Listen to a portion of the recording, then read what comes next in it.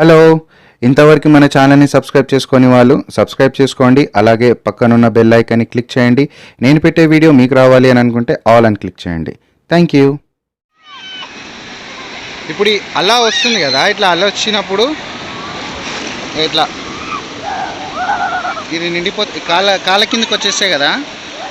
ఈ నీళ్ళు ఇట్లా వెనకకి వెళ్ళినప్పుడు మన కాళ్ళ కింద ఇసుక ఉంటుంది కదా, సో అది క్లియర్గా అర్థమవుతుంది. అది ఇట్లా కిందికి మట్టి ఇట్లా వెళ్ళిపోతున్నట్టు, రైట్?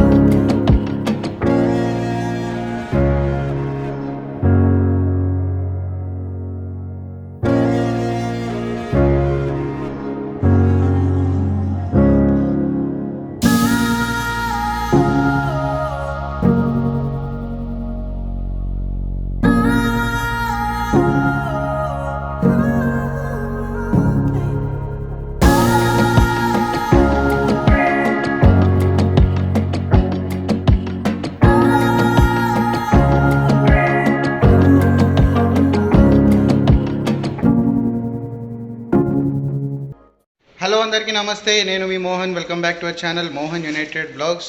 ఇవాళ డే 2 గోకర్ణ నుంచి. సో గోకర్ణకి నిన్న నైట్ వచ్చేసరికి ఎగ్జాక్ట్లీ 2:30 అరౌండ్ అట్లా అయింది. సో నైట్ వచ్చేసరికి మాకు ఇక్కడ ఏ రూమ్ కూడా అవైలబుల్ లేదు. అసలు మొత్తం తిరిగినాము ఇక్కడ ఏరియా అంతా కూడా, అసలు ఎక్కడ దొరకలేదు.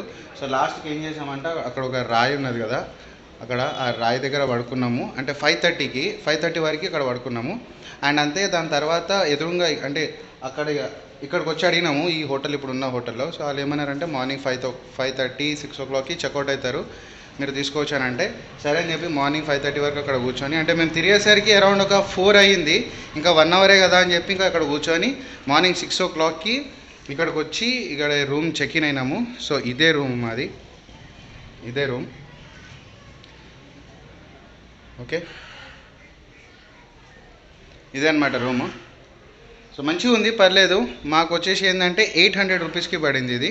సో నీట్గా బాగానే ఉంది, ఏం ప్రాబ్లం లేదు. ఈ హోటల్ పేరు వచ్చేసి Shri Ganesh guest house. And ఇప్పుడు ఏంటంటే, ఇది ఏంటంటే ఆల్రెడీ నేను ఇది మార్నింగే చేయాల్సింది, ఇంట్రో నేను మార్నింగే చెప్పాల్సింది. కాకపోతే ఇక మాకు మార్నింగ్ లేట్ అయిపోతుంది. 12 o'clockకి ఇక్కడ గుడి క్లోజ్ చేసేస్తారు. సో అందుకే మేము ఇంకా హడావిడిగా ఇంకా 6 o'clockకి పడుకున్నాము, 11 o'clock లేచినాము. సో పడుకొని లేచేసరికి ఫుల్ టైర్డ్ అయిపోయింది. అంటే తిరగడంలో మాకు ఫుల్ టైర్డ్ అయిపోయినాము, అంటే ఇక్కడ రూమ్స్ వెతకడంలో. సో అట్లా ఇప్పుడు దర్శనం చేసేసుకున్నాం, కంప్లీట్ అయిపోయింది. ఓకే, ఇప్పుడు గోకర్ణకి దర్శనానికి వెళ్తున్నాం.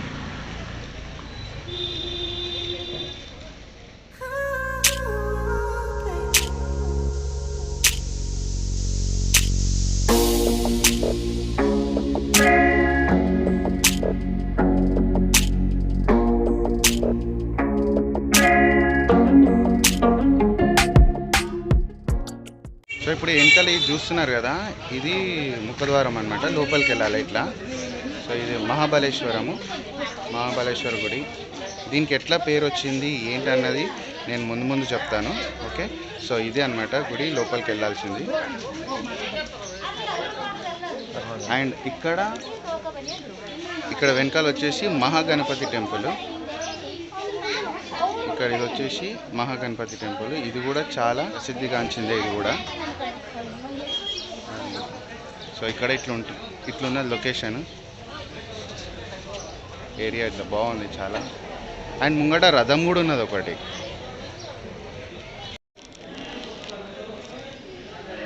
ఇప్పుడు చూస్తున్నారు కదా గుడి, ఇది ఇక్కడ ట్రెడిషనల్గా, ఇండియన్ ట్రెడిషనల్గా చూస్తున్నారు కదా, ఇదే గుడి. మన ఇండియన్ కల్చర్గా, మన సాంప్రదాయబద్ధంగా అంటే పైన ఇక్కడ బనీన్ లాంటిది ఏం వేసుకోకుండా లోపలికి వెళ్ళి దర్శనము అట్లాంటివి అన్నీ చేసుకోవాలంట. అండ్ మేమైతే పాలాభిషేకం అవన్నీ చేపించేసినాం. సో ఇదే గుడి.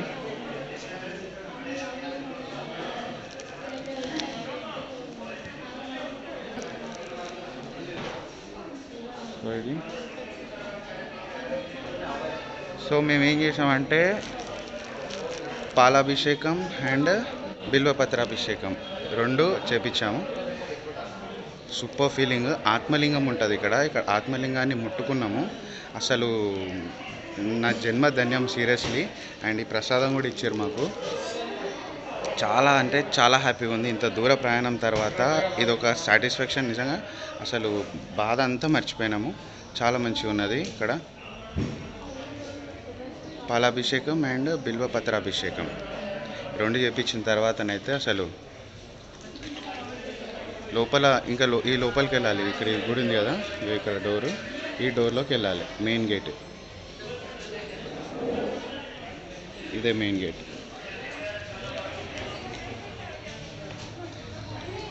ఓకే, ఇక్కడ ప్రసాదం కూడా పెడతారంట. ప్రసాదం తీసుకొని ప్రసాదం తినేసి వెళ్ళిపోదాం.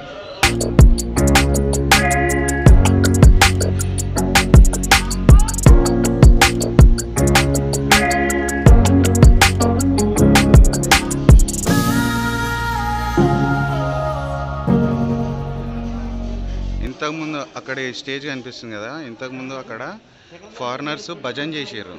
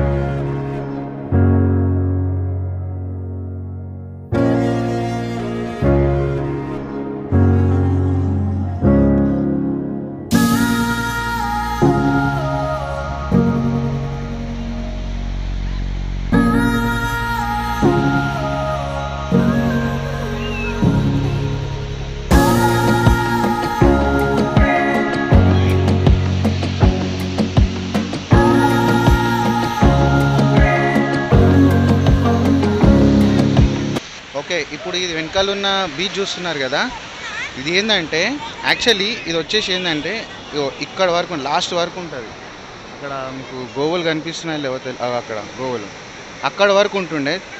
సో అక్కడ నుంచి ఇదంతా బీచ్ ఉంటుండే అనమాట. ఇదంతా సముద్రం ఆడదాకా ఉంటుండే. అండ్ రావణాసుడు సంధ్యావందనంకి వెళ్ళినప్పుడు ఈ సముద్రంలోనే స్నానం చేశాడు. సో ఆత్మలింగము వినాయకుని చేతిలో పెట్టేసి వెళ్ళి సంధ్యావందనం చేయడానికి వెళ్తాడు. వెళ్ళినప్పుడు వినాయకుడు ఏం చేస్తాడంటే ఆత్మలింగాన్ని అక్కడనే పెట్టేసి వెనకకు జరుగుతాడనమాట. సో 3 సార్లు పిలిస్తే రావాలి అని చెప్పి ఒక షరతు పైన రావణాసుడు ఇక్కడ సంధ్యావందనం చేయడానికి వెళ్తాడు. అయితే వినాయకుడు ఏం చేస్తాడు, 3 సార్లు పిలిచిన తర్వాత రావణాసుడు రాకపోయేసరికి అక్కడ ఆత్మలింగాన్ని అక్కడ ప్రతిష్ఠించేసి అంటే అక్కడ పెట్టేసి వెనకకు జరుగుతాడు. సో ఇప్పుడు ఆ ఆత్మలింగం గుడి కొంచెం దూరమే ఉన్నది, ఎక్కువ దూరం కూడా లేదు. సో అక్కడ నుంచి గుడి నుంచి సముద్రం కొంచెం దూరమే ఉన్నది అనమాట. ఇప్పుడు ఇది ఉంది కదా, ఇక్కడ వరకు ఉంటుండే నీళ్ళు, అప్పుడు కొంచెం కొంచెం ఎంత ఒక 1/2 కిలోమీటర్ కూడా లేదనమాట. అక్కడ గుడి ఉన్నది. సో అక్కడ పెట్టేసి వెళ్ళిపోతాడు వినాయకుడు. సో అది ఆ స్టోరీ ఏందన్నది మీకు తర్వాత చెప్తా. ఓకే, సంధ్యావందనం చేసిన చోటు ఇది రావణాసుడు.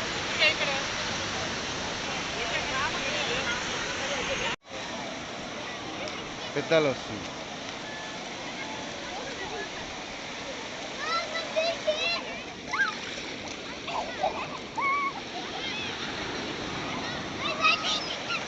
పెద్దలు వస్తుంది, పెద్దలు వస్తుంది.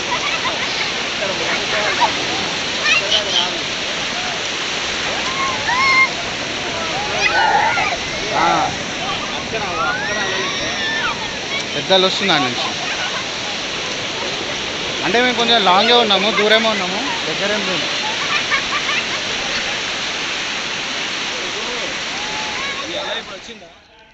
ఆల్రైట్, ఇప్పుడు మీరు చూస్తున్నది ఇదంతా కోటి తీర్థం.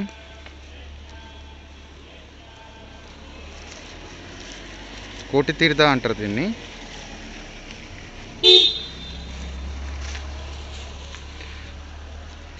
ఎదురుగా ఇది ఉంటుంది కదా, ఇవన్నీ గుడిలు, ఇవన్నీ గుళ్ళు ఉన్నాయి ఇక్కడ. ఇవన్నీ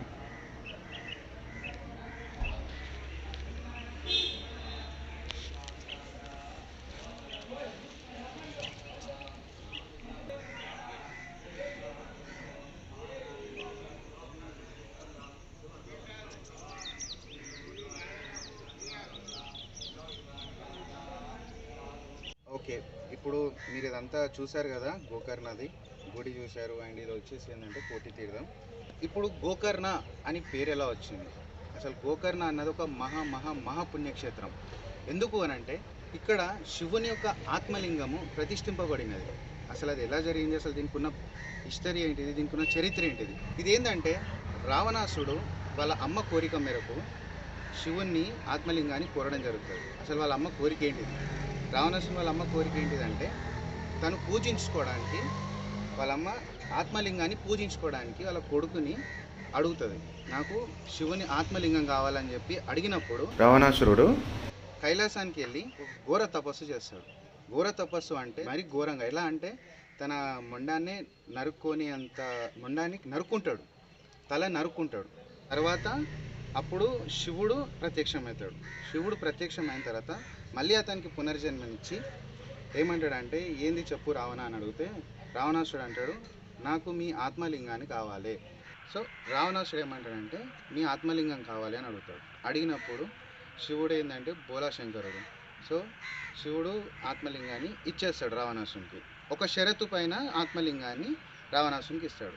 అది ఏంటిది అని అంటే, నువ్వు చేతిలోనే పట్టుకొని మీ ఇంటి వరకు చేతిలోనే పట్టుకొని నడుచుకుంటూ వెళ్ళాలి, ఎక్కడ కూడా మీరు కింద పెట్టకూడదు అని చెప్పి ఒక షరతు పైన ఆత్మలింగాన్ని రావణాసునికి ఇస్తాడు. ఇచ్చినప్పుడు అలానే నడుచుకుంటూ వస్తాడు. వస్తూ ఏమవుతుందంటే ఇక్కడ గోకర్ణ దగ్గర, గోకర్ణ ఇప్పుడు పిలువబడుతున్న గోకర్ణ దగ్గరికి వస్తాడు. అలా నడుచుకుంటూ వస్తే అప్పుడు దేవుళ్ళందరూ అనుకుంటారు ఏంటి అని అంటే, ఒకవేళ రావణాసునికి ఈ ఆత్మలింగం అన్నది వెళ్ళిపోతే వినాశనం అన్నది జరుగుతుంది, సో రాక్షస రాజ్యం అనేది జరుగుతుంది అన్న ఒక దాని మీద దేవుళ్ళందరూ ఏమనుకుంటారంటే దీన్ని ఎలాగైనా రావణాసుడు కింద పెట్టేలాగా చూడాలి, ఆత్మలింగం కింద పెట్టేలాగా చూడాలని చెప్పి విష్ణుమూర్తి ఏం చేస్తాడంటే వినాయకుడిని ఆత్మలింగాన్ని కింద పెట్టేలాగా పంపిస్తాడు. వినాయకుడు ఏం చేస్తాడంటే గోకాపరిలాగా వస్తుంటాడు అనమాట. వినాయకుడు వచ్చినప్పుడు రావణాసుడు ఆ పిల్లగాన్ని చూస్తాడు. చూసి, బాబు ఇక్కడ రా బాబు, నేను సంధ్యావందనానికి వెళ్తున్నాను, మీరు ఈ లింగాన్ని పట్టుకోండి, కింద పెట్టొద్దు, ఈ లింగాన్ని పట్టుకోండి అని చెప్పి రావణాసుడు ఆ బాలునికి ఇస్తాడు. ఆ బాలుడు అంటే వినాయకుడు. అయితే అది తీసుకుంటాడు. తీసుకున్న తర్వాత అతను ఏమంటాడంటే అంటే వినాయకుడు ఏమంటాడంటే, సరే నేను తీసుకుంటాను, కాకపోతే ఒక ఒప్పందం మీద తీసుకుంటాను. అదేంటిదంటే నేను మిమ్మల్ని 3 సార్లు నేను రావణ రావణ రావణ అని చెప్పి 3 సార్లు పిలుస్తాను. ఆ 3 సార్లు పిలిచిన తర్వాత మీరు రాకపోతే నేను ఇక్కడనే పెట్టేస్తా అని చెప్పి అని అంటాడు. సో అలా అని చెప్పి ఆ ఒప్పందాన్ని ఒప్పుకొని సంధ్యావందనానికి రావణాసుడు వెళ్ళిపోతాడు. రావణాసుడు వెళ్ళిపోయి సంధ్యావందనం చేస్తుంటాడు. సో ఆ లోపే నారాయణమూర్తి వస్తాడు, నారదుడు వస్తాడు. వచ్చిన తర్వాత ఆ బాలంతోనే అంటాడు, అంటే వినాయకునితోనే అంటాడు, నువ్వు వచ్చిన పని ఏంటిది, నువ్వేం చేస్తున్నావు అని చెప్పి అని అన్న తర్వాత మర్చిపోయినా అని చెప్పేసి రావణాసుని 3 సార్లు పిలుస్తాడు. 3 సార్లు పిలిచినప్పుడు రావణాసుడు పలకడు అంటే దగ్గరికి రాడనమాట. సో దగ్గరికి రాకపోయేసరికి ఆ ఆత్మలింగాన్ని అక్కడనే పెట్టేస్తాడు. సో ఆత్మలింగం అక్కడనే పెట్టేసిన తర్వాత దానికి ఉన్న శక్తి, అంటే అక్కడ ఏదైతే ఒక షరతు పైన ఇచ్చాడో శివుడు, అది ఏదైతే ఉంటుందో అది కోల్పోతుంది. అంటే అది రావణాసునికి ఇంక దక్కదు. రావణాసుడు వచ్చి బాలుని అంటే వినాయకునికి ఏం చేస్తాడంటే, ఎంత పని చేసినావు, ఇట్లా పెట్టొద్దని చెప్పినా కదా, ఎందుకు పెట్టినావు, నేను మరి 3 సార్లు పిలిచినా మీరు రాలేరు, అందుకే నేను ఇక్కడ పెట్టేసిన అని చెప్పి అని అంటాడు. అంటే అక్కడ పెట్టేసి ఇట్లా పరిగెడతాడు. ఎవరు? వినాయకుడు. పరిగెట్టినప్పుడు వెనకాల పరిగెత్తు ఎంత పని చేసినావు అని చెప్పి నెత్తిపైన మొట్టికాయ వేస్తాడు. మొట్టికాయ వేస్తే మీరు ఇంతకుముందు చూశారు కదా వినాయకుని గుడి చూసారా, చూపెట్టాను కదా. సో అదే గుడి అనమాట. అంటే ఇప్పుడు మహాబలేశ్వరం అంటే ఆ గుడి నుంచి అక్కడికి అంటే అట్లా పరిగెడుతూ వెళ్తే అక్కడ మొట్టికాయ వేస్తే అక్కడ మొట్టికాయ వేసినట్టు ఆ విగ్రహం కూడా అట్లనే ఉంటుంది. కొంచెం కొంచెం మొట్టికాయ వేసినట్టు ఉంటుంది. ఆత్మలింగాన్ని అక్కడ పెట్టేసేసరికి దాని శక్తులన్నీ కోల్పోతాయి. రావణాసుడు వెళ్ళేసి దాన్ని పైకెత్తడానికి ప్రయత్నిస్తాడు. ఎంత బరువు అయిపోతుంది అంటే చాలా బరువు అవుతుంది. అసలు ఆయన పైకి ఎత్తలేడు, అంత బరువు అయిపోతుంది.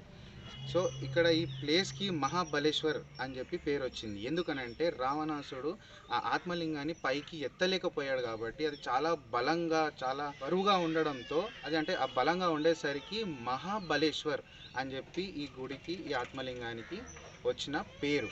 సో పైకెత్తే క్రమంలో అతనికి అంటే ఆ లింగానికి ఉన్న కొన్ని రేణువులు చేతికి అంటుతాయి అన్నమాట. అనేది ఇట్లా పైకి ఇట్లా అనేసరికి ఏమవుతుందంటే 4 చోట్ల పడతాయి. ఆ ఆత్మలింగానికి ఉన్న రేణువులు 4 చోట్ల పడుతుంది అనమాట. ఆ 4 చోట్ల పేరే దారేశ్వర్, గుణవంతేశ్వర్, మురుదేశ్వర్, షగ్జేశ్వర్. సో ఈ 4 అండ్ ఇది గోకర్ణ, ఇవన్నిటిని కలిపి పంచక్షేత్ర అని అంటారు. అది పిలువబడుతుంది.